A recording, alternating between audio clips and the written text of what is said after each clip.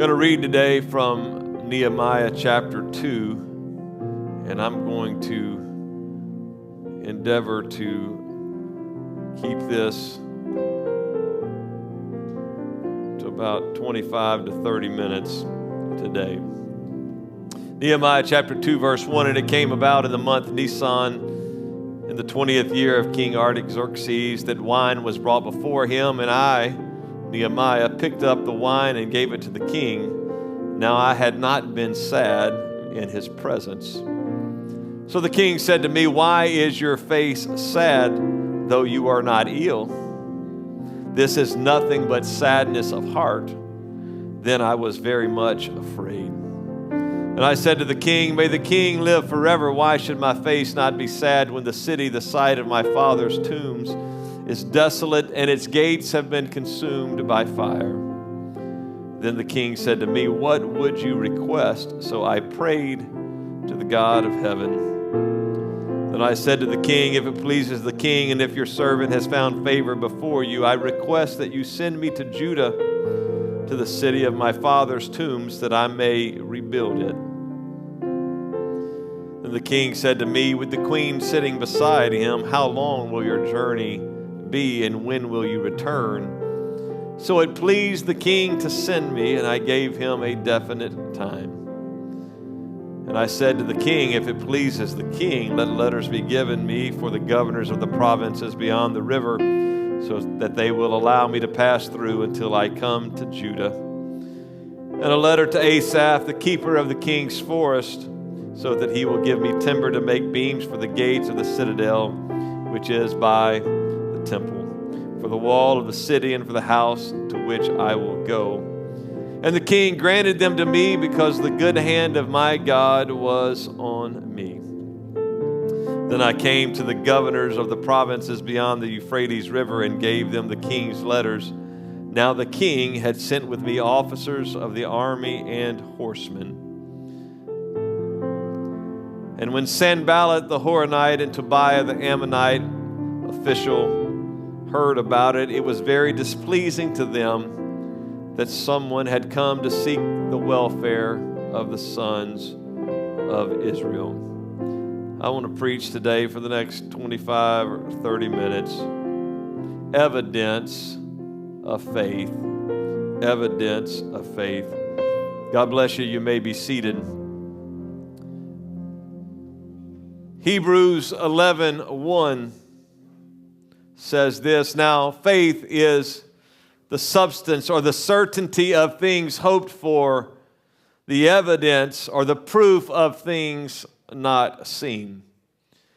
Hebrews 11:1 gives us a definition of faith, something that you are hoping for, something that you are believing for, even when you have not seen it and there is no evidence. Your faith is the certainty, and that certainty is the evidence.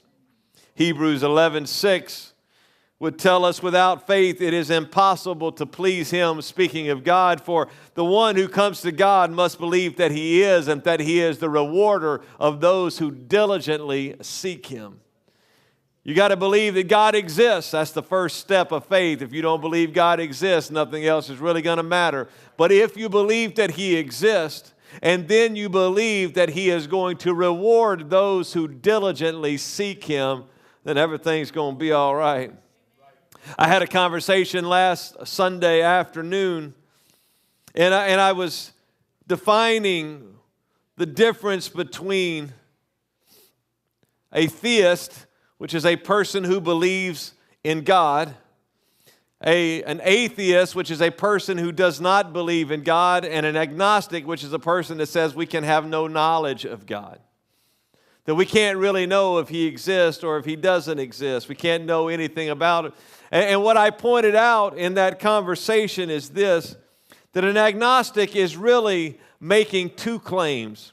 They're making a claim about themselves and saying, "I don't have the ability to know if there's a God."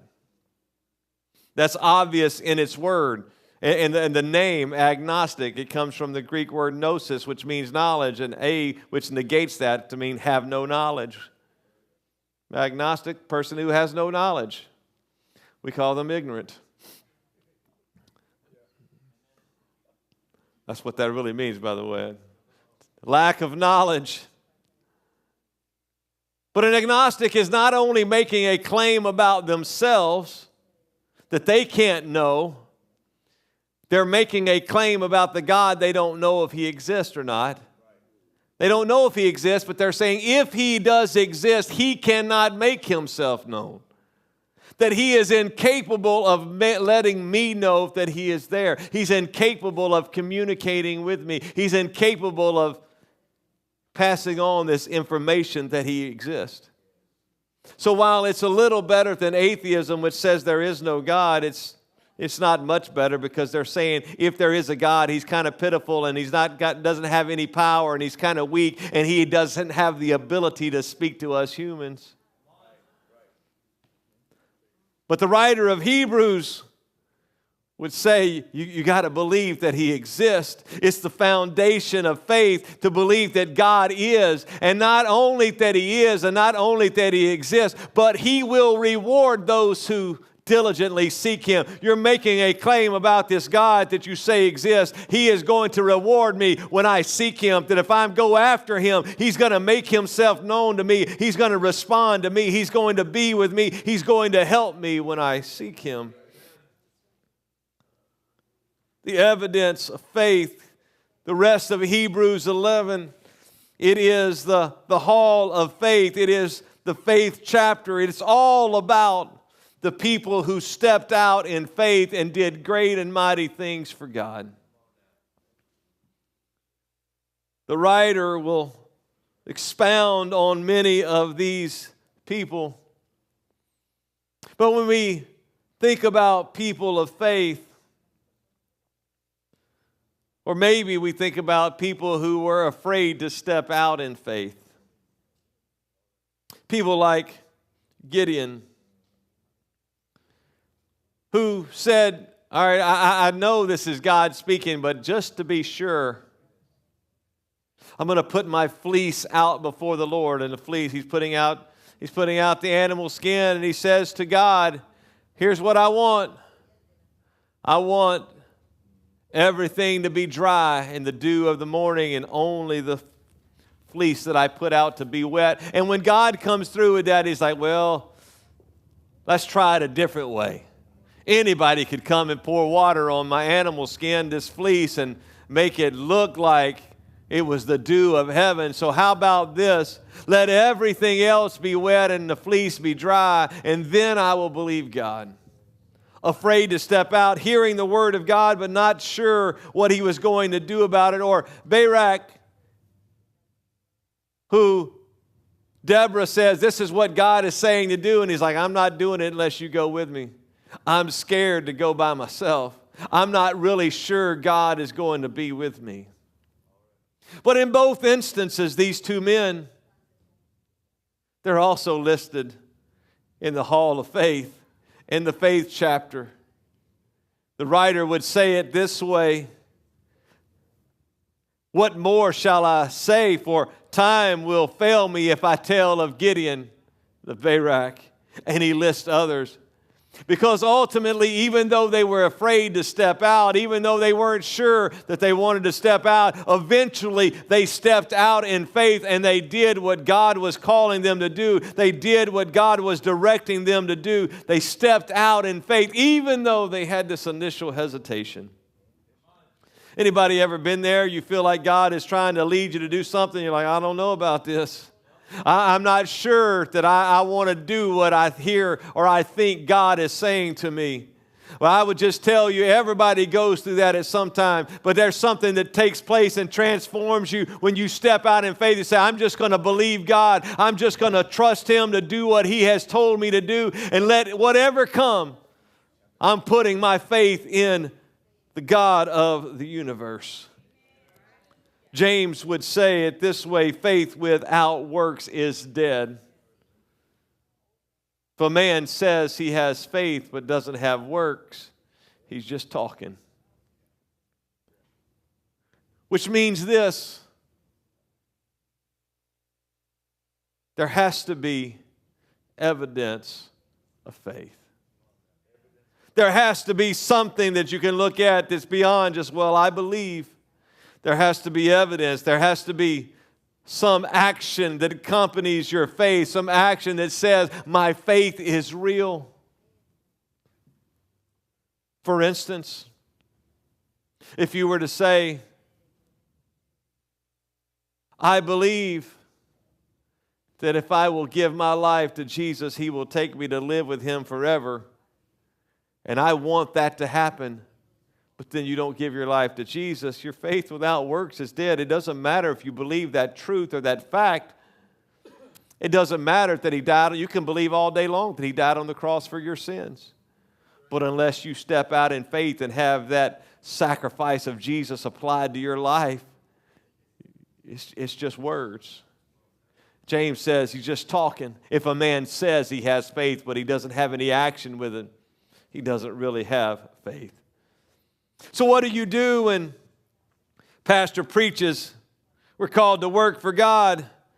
You don't know what you're supposed to do. You don't know how to do it. You want to work for God, but you don't know how to go about it. You're scared to step out when you feel God has given you a task or God has given you a direction. What do? How do you respond? What kind of evidence of faith can we have? What should we do when God speaks, and how should we respond to His direction? Nehemiah, these first 10 verses of chapter 2 gives us, I will not say it is the only evidence, but it is evidence of faith that will be applicable to you and I. And it came to pass in the month Nisan, the 20th year of King Artaxerxes. The first evidence of faith is this: Nehemiah had the patience to wait. I've just got done telling you that faith requires some action. And now I'm telling you, faith says at times you got to wait. Which is it? Is it wait? Is it act? The answer is yes. It's been 4 months since Nehemiah first received word from Jerusalem. 4 months since he talked to Hananiah, his brother, and asked him, tell me what's going on back in that great city. And for 4 months, Nehemiah was waiting. Waiting for the proper time, waiting for the next step, waiting for direction. If you're like me, when you hear that God wants you to do something, or you believe God wants you to do something, or you feel called to do something, you're ready to go right then and there. Anybody like that? Now, depending on what it is, if it's big, you may be like, I don't know about that. If it's going to be for your good, like, you're going to get $1 million. Like, well, I think that's right now. Let's do it. No waiting here. Even so, let it be. And Nehemiah, for 4 months, his faith says, I'm waiting on God because I'm waiting on the answer to the prayer that I prayed. I know it's coming. He had ended chapter 1. God, grant your servant mercy before the king. He actually said before this man, he's speaking of the king, give me mercy, give me favor, give me blessing. I'm praying that whenever it's time, you're going to give me what I need in that moment, so I'm waiting on you. There is benefit to waiting. There's no benefit to waiting because you're scared. There's benefit to waiting when you're waiting on His timing.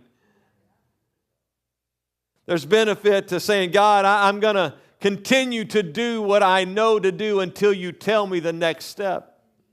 God, I want to do this work for you. I feel compelled, and I'm praying and I'm fasting and I feel your direction, and I want to do this from you, but I'm waiting on your timing. So 4 months, Nehemiah, he waits, but he continues to pray. He continues to fast. He continues doing his job. He doesn't quit his job. He doesn't say, well, man, God's going to send me to Jerusalem. I'm just going to kick back and wait. No, he does what he knows to do.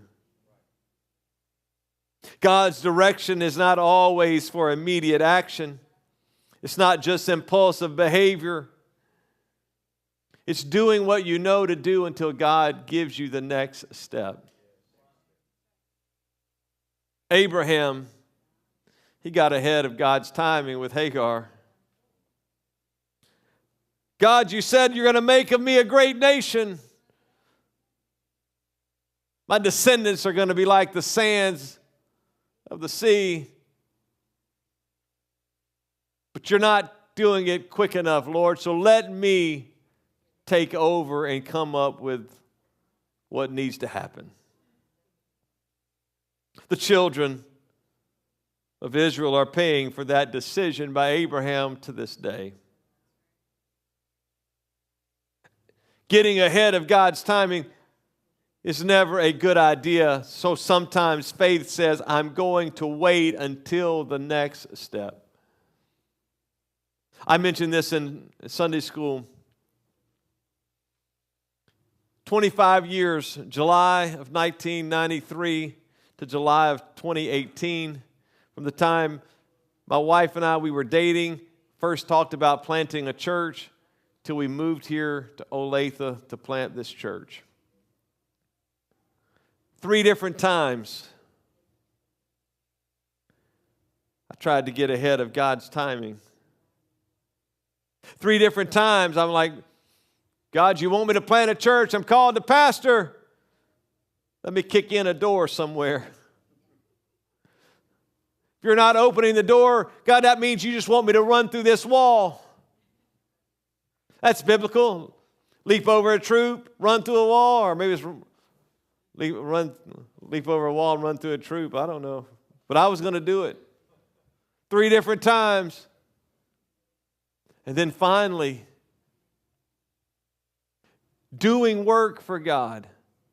Full-time ministry for over 20 years.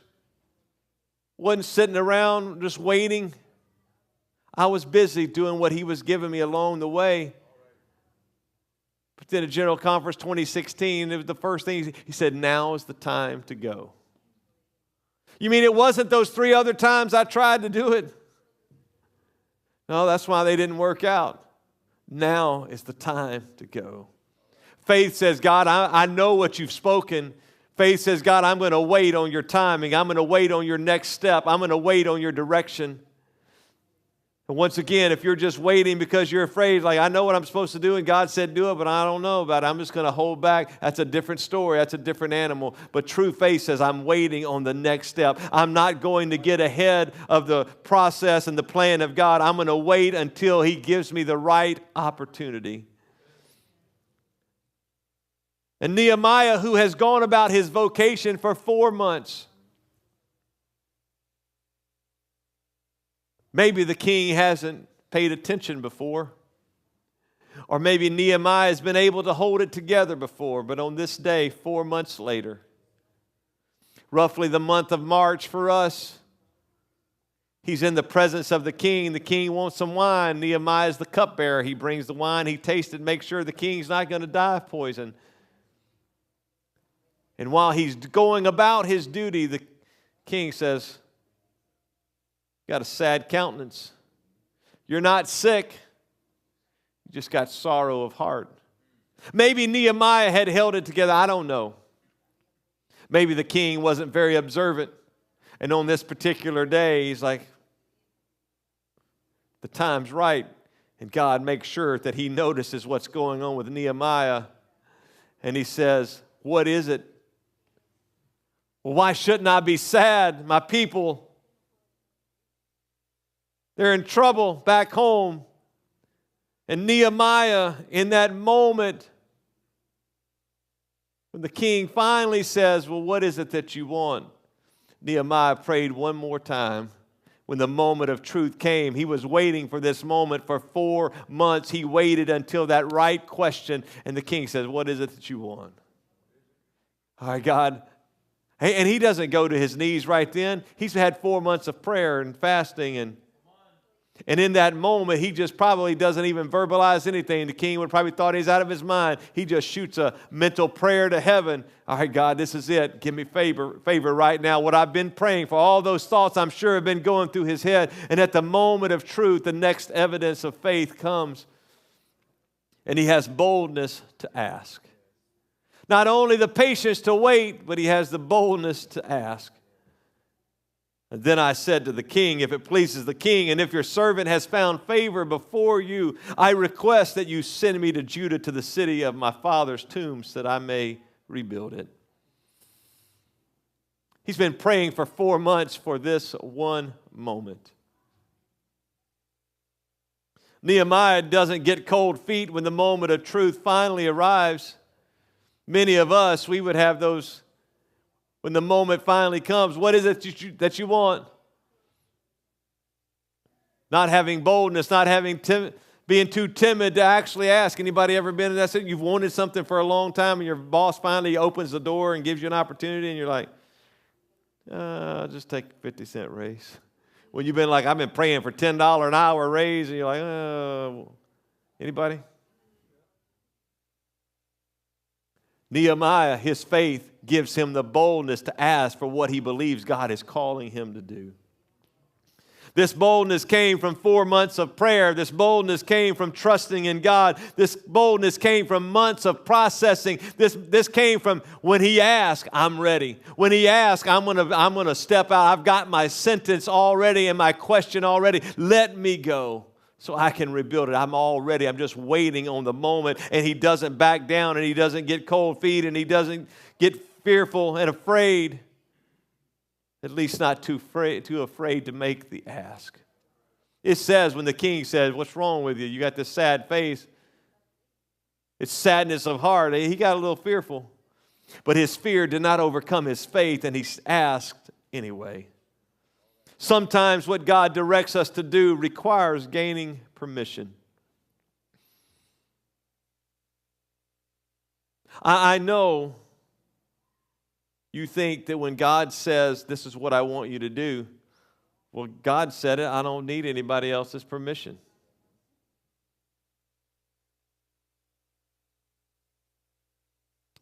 Yeah, you do. Nehemiah couldn't just say, I'm going to Jerusalem, I'm doing this. He's working through the process that God has given him. He's working through the chain of command. He's working through all of this. 2016, when God says it's time to go, it took another 20 months, 21 months to get here. Why? There's a process. I'm in an organization. I can't just be like, forget y'all, I'm going to plant a church. They'd be like, forget you. You don't have a license with us. Do what you want. We don't care anymore. And you're not getting any money. There's a process. And sometimes it requires getting approval. It requires getting permission. Pastor, this is what God's wanting me to do. What do you think? Let's go through the process. This is what I want to do. Can I do it? I don't know if you're ready. It's that faith in the waiting. I'm not going to give up. I'm not going to quit. I'm just going to wait until the right timing. Faith requires not just sometimes these little asks, but the boldness to ask big things. I had the Lord tell me, and I don't use that a lot. I try to limit how, when I say God tells me something. Because, who's going to argue with that? Right? Once you say God told me, it's like, okay. We believe you're a nut, or we have to do whatever it is you think God told you to tell. So I try to limit that. And I had a situation last February maybe, and the Lord told me to go ask somebody for a certain amount of money, certain period of time. It was substantive. going to be $72,000 by the time all was said and done. And it wasn't somebody that was connected with our church. It wasn't somebody that believes what I believe. So when I met with them, I was like, I'm just going to tell you, normally I wouldn't do this. But the Lord told me to go do this and ask for this specific amount. I was like, and I said, here's what I'm telling you. I'm not telling you you have to do it. I'm just telling you this is what God told me to do. You do what you want. God confirmed it twice. That identical amount that I asked for, God gave it to them twice in the next 3 weeks. And then they decided that it wasn't God speaking.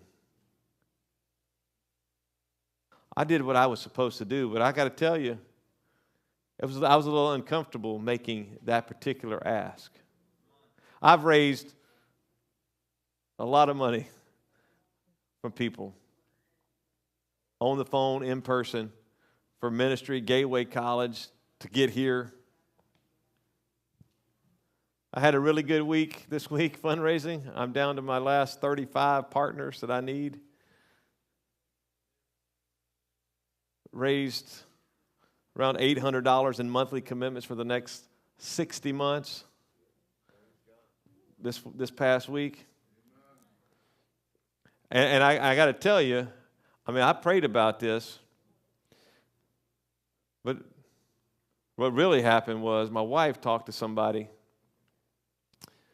and she and her husband prayed. I think she talked to the lady on Monday. And the last time I talked to this guy, he's like, yeah, my wife and I, we're going to do $100 a month to the Metro Missions deal. And he said, man, I'll be praying for you. And then like that next day, I had like the biggest day I'd had. I'm like, so I'm calling back up this week. Like, y'all need to pray some more this week. Because God seems to be answering their prayer. In fact, Anna said, man, why is God answering their prayer and not ours? I was like, he hears us. But maybe if he just answers my prayer, I might get the big head, but look at what I'm doing.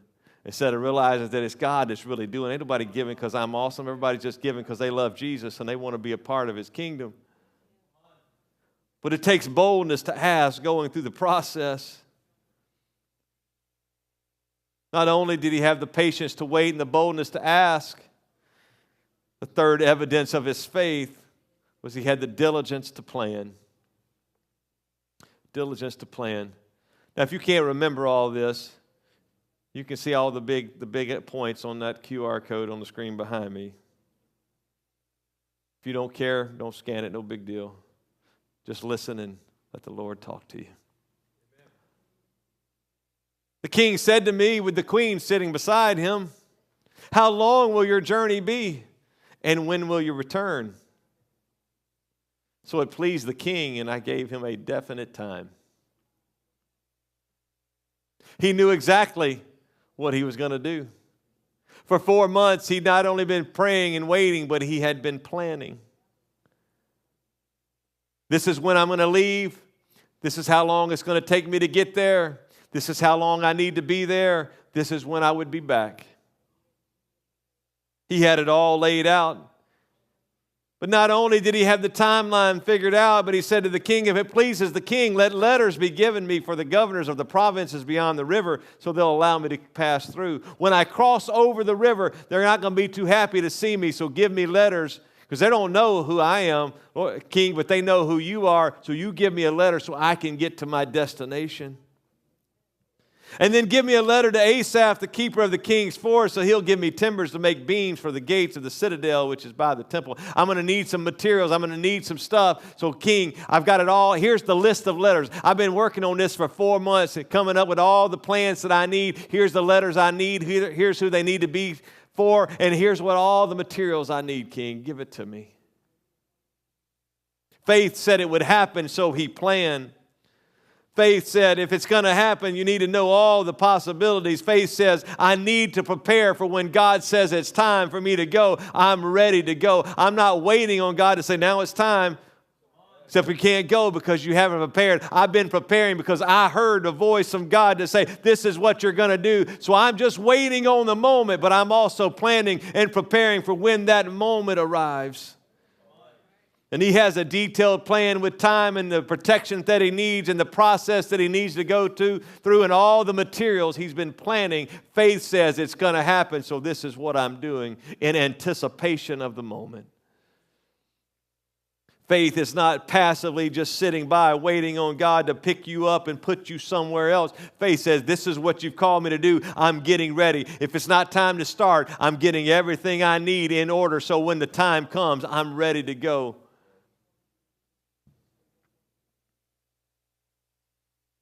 And if I could talk about myself one more time, that night when God said it's time to go, and He gave me the vehicle, He said Metro Missions is the vehicle. I'd had previous North American missions director try to get me to go on Metro Missions, and I told him, I said, I'm not going, I'm not deputizing. And for those of you who don't know, deputizing means you go travel around the country preaching, and you live off your offerings, and you get people to partner with you for like 2 years. I was like, I ain't doing that. Now, if God had told me to do that, I would have done it. But if God ain't speaking, I ain't doing it. And that's good Louisiana vernacular. I ain't doing it. What you're not going to do is have me go on deputy.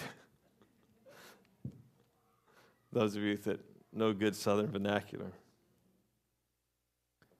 But when He said, now's the time to go, this is the vehicle, here's the third thing He said. Some of you can quote this by now. You can use your gateway experience to shorten the process. And I knew what He meant because while I was executive vice president of Gateway, I was raising money. It was my primary job to keep the college afloat, raising money. And I knew, He said, that had prepared me for this moment.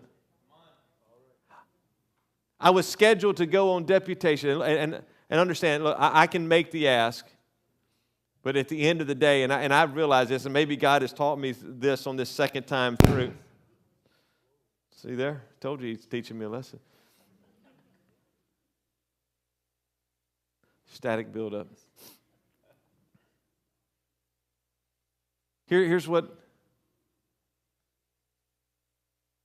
I think He's taught me, that at the end of the day, even though I'm using my mouth and I'm making the ask, it's God who's given the favor. It's God who's the one that's preparing hearts. I don't think I've had a single callback on Saturday since I've been raising money, and I don't make any outbound calls on Saturday. Yesterday, I get 3 people respond back to me, and all 3 of those partner with us. But at the end of the day, it's not look at what I've done, it's look at what the Lord has done.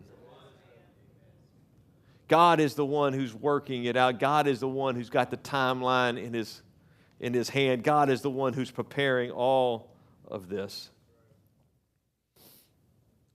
And lastly, as Anna comes to the piano, not only had the patience to wait,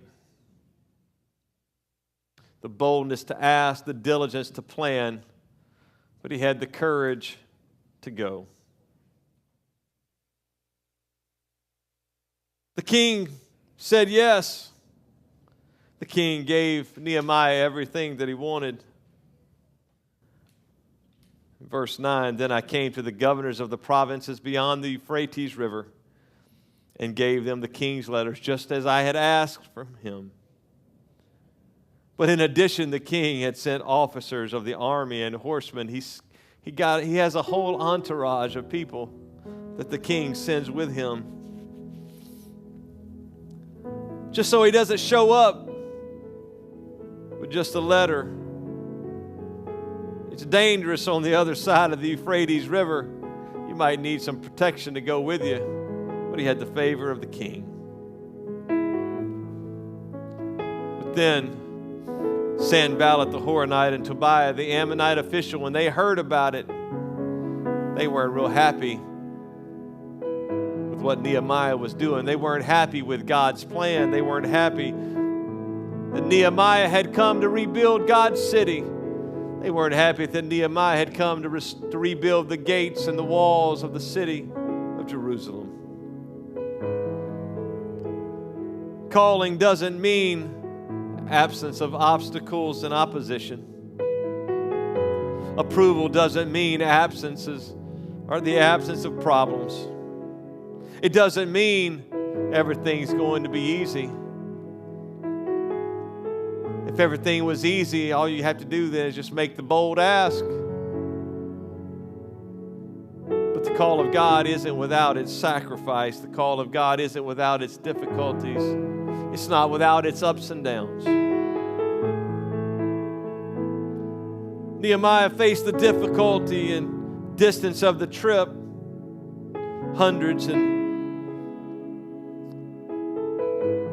maybe even close to thousands of miles. When God calls you,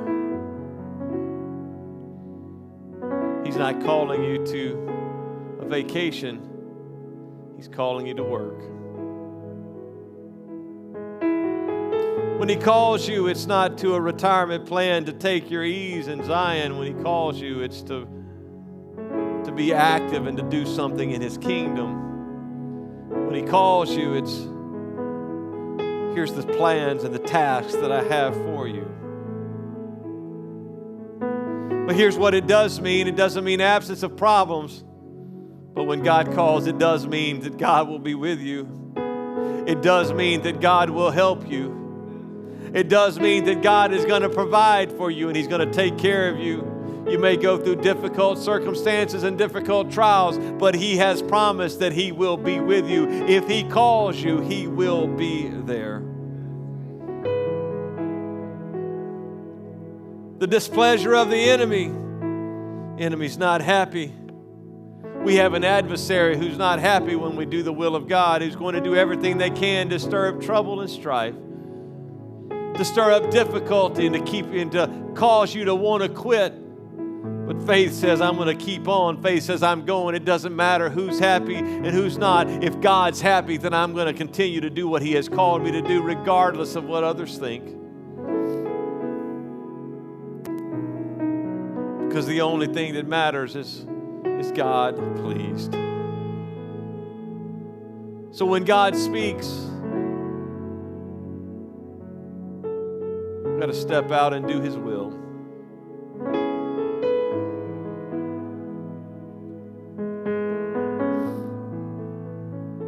Don't misunderstand what I'm going to say, and I don't want everybody to, I don't think that you would, but don't come to me or let me hear next week that you quit your job because of what I'm going to say.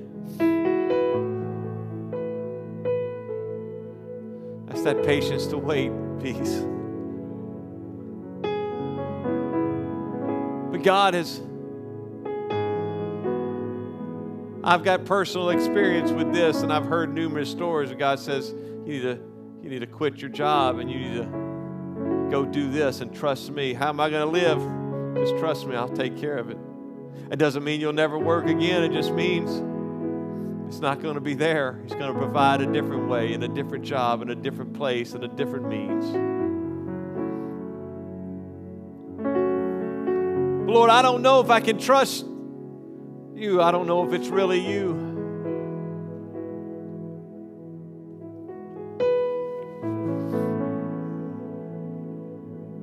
I don't know what will happen. Sometimes we have to just, God, I know it's you, so I'm going to do what you're telling me. Would you stand together with me?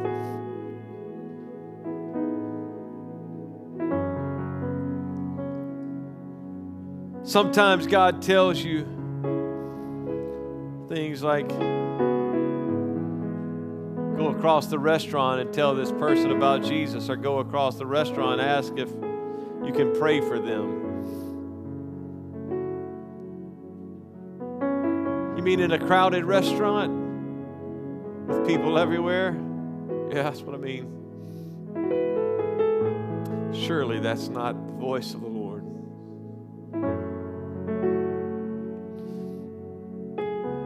Yea, surely it is.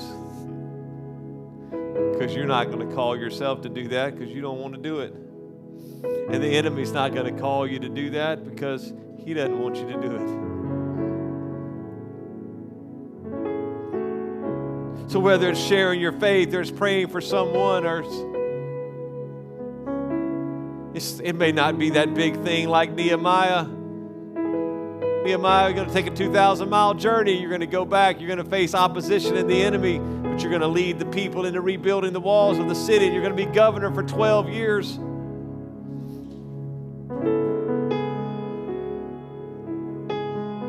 It doesn't matter how big it is. It just matters whether we respond in faith to what he says, which could simply be just walking across the room in obedience to God. It could even be as simple as, Lord, your word says that I need to tithe, but I need all the money. I can barely get by. I can barely scrape by. It's trusting that God will do what he says he will do. Cesar, it's just like even before you receive the Holy Ghost, when God spoke to you, said, what are you waiting for? Just go ahead and do it. He's starting that job he's been praying for a long time. He's starting on Tuesday. Almost double the money.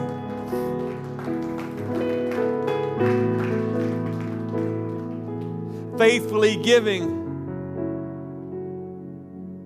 And he had said, and he said it in his testimony, I'm going to wait till I get the job, and then I'll start it. But God said, what are you waiting on? Do it now. But Lord, I don't know that we can make it. I don't know that we can get by. If he said it, he'll take care of you.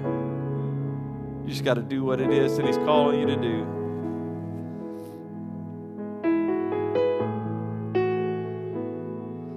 Faith isn't always easy. But faith is an action verb. Yeah, I know it's a noun. Faith can be a thing. But faith is an action. If a man says he has faith, but he has not works, he doesn't really have faith. You got to put an action with your faith.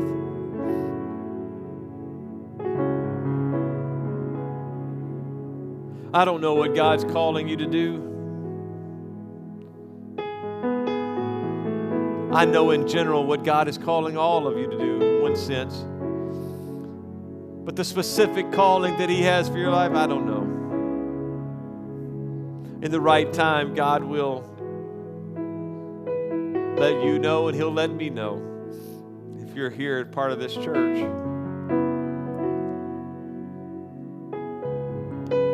But I would just tell you, don't wait till he speaks. If he hasn't spoken, don't wait till he speaks to decide that you'll trust him. You can do it now.